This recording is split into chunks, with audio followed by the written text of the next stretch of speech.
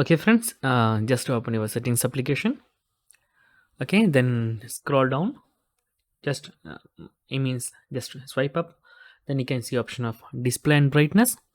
Open that settings. Okay, then you can see option of tinted glass or liquid glass. Sorry, liquid glass. Then here is option clear and tinted. You can select whatever you want.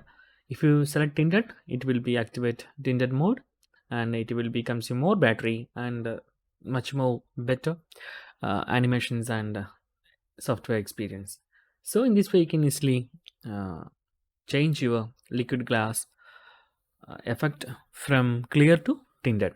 So that's guys very simple tutorial, and if you need any kind of Android or iPhone tutorial, just comment below. I will post my replies as video so you can easily watch and understand it. And if you enjoyed this video, please like, comment, share and subscribe our channel for getting more videos like this. Thank you so much for watching. Have a nice day. Bye bye.